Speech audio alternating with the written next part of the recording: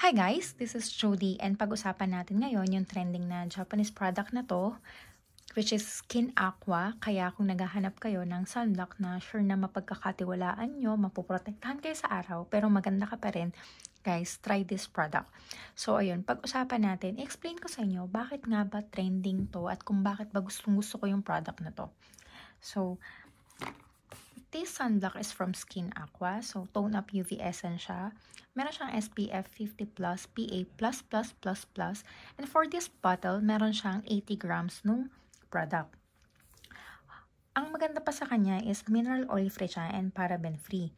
Meron din tong hyaluronic acid, vitamin C derivative, and magnesium ascorbyl phosphate as moisturizing agent niya.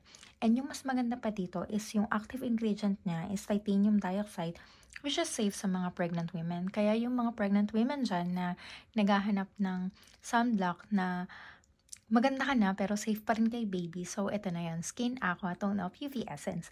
So, ayun. Mag-open tayo ng isang bottle para makita niya kung paano siya. Ayan, guys. Wait lang. Medyo nalagyan ko na yan eh. Ayan, dito tayo. So, yung color niya is medyo violet siya. Pero huwag kayong matakot dun sa pagka-violet niya kasi nga yung color na yun, yung nag-create ng natural translucency. Ayan.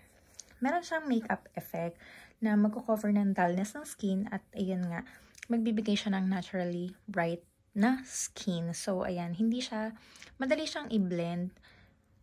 Tapos, madali rin naman siyang ma-remove. Gamit lang yung soap. Tapos, ayan, guys, diba? Ang bilis niyang i-apply kasi nga, nagsaspread siya smoothly sa skin.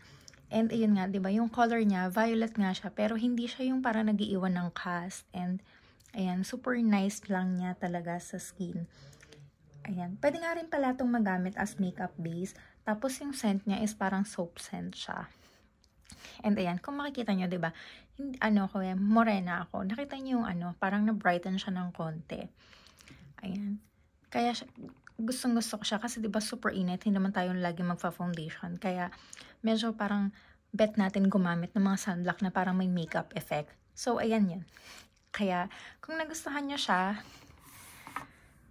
mag-add to cart na. So, ayun lang. Bye!